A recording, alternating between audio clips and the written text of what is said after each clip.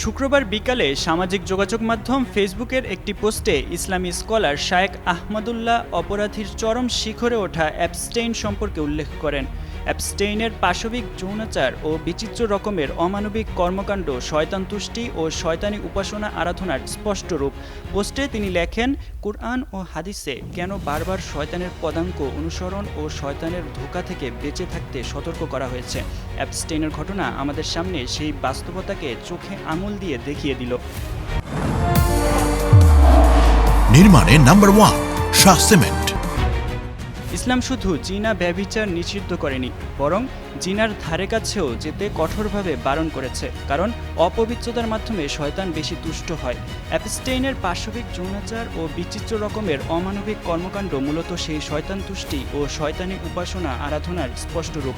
মহান আল্লাহর সতর্কবার্তা স্মরণ করিয়ে দিয়ে তিনি লেখেন, এ কারণেই যেসব কাজ শয়তান তুষ্টির কারণ হয়, মহান আল্লাহ আমাদের সেসব পথ থেকে সর্বদা বেঁচে থাকতে সতর্ক করেছেন। সীমা লঙ্ঘনের চরম পর্যায়ে উন্নীত অ্যাবস্টেইনের সঙ্গে সম্পর্কিত লাখ লাখ নতুন ফাইল প্রকাশ করেছে যুক্তরাষ্ট্রের বিচার বিভাগ।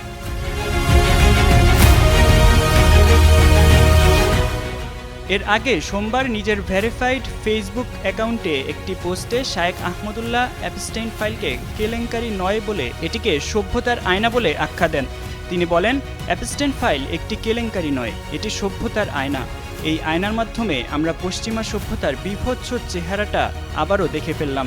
মানবাধিকার, নারী স্বাধীনতা ও উদারনীতির দাবিদার পশ্চিমা বিশ্ব আসলে কি গভীর নৈতিক অধঃপতনের মধ্যে নিমজ্জিত, তার এক মর্মন্ত দলিল এই ফাইল। রাষ্ট্রনায়ক, শিল্পপতি, ক্রীড়া ও মিডিয়া ব্যক্তিত্ব থেকে শুরু করে সংস্কৃতির নামকরা মুখগুলো, যাদেরকে অনেকে সম্মান ও অনুসরণ করে, শিশু পাচার, যৌন নির্যাতন, মানব মাংস ভক্ষণের মতো বীভৎস সব অপরাধের সাথে জড়িত ছিল।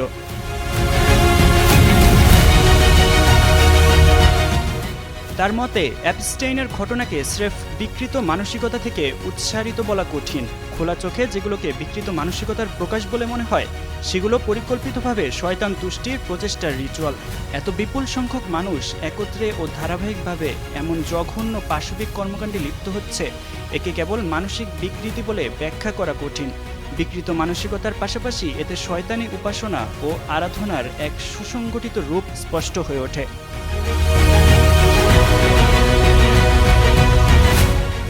পশ্চিমারা আমাদের ঈমান, আমল ও দ্বীনি রিচুয়াল নিয়ে উপহাস করে মূলত আমাদের আধ্যাত্মিক শক্তি দুর্বল করেছে।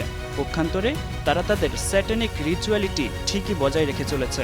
এই অন্ধকার বাস্তবতার বিপরীতে ইসলাম মানুষকে প্রবৃত্তির দাসত্ব থেকে মুক্ত করে বিবেক, দায়িত্ববোধ ও আল্লাহভীতির মাধ্যমে একটি সুস্থ ও ভারসাম্যপূর্ণ সমাজ গঠনের শিক্ষা দেয়। ইসলামে নারী সম্মানিত, শিশু সুরক্ষিত, পরিবার পবিত্র দুর্গ। ইসলামে নৈতিকতা রক্ষার জন্য রয়েছে আইনি ও আধ্যাত্মিক উভয় বেষ্টনী। এই ঘটনা আমাদের সামনে সভ্যতার সংজ্ঞা নিয়ে মৌলিক প্রশ্ন উত্থাপন করে। আমরা কোন সংস্কৃতি বেছে নেব? যে সংস্কৃতিতে ভোগই শেষ কথা, নাকি যে সংস্কৃতিতে মানবিক মূল্যবোধ ও নৈতিকতা প্রবৃত্তিকে নিয়ন্ত্রণ করে? আমরা কি স্যাটানিক রিচুয়াল গ্রহণ করব, নাকি মহান আল্লাহর সাথে পবিত্র সম্পর্ক গভীর করার পথে হাঁটব? সাব্বির হোসেন সাকিব, যুগান্তর নিউজ।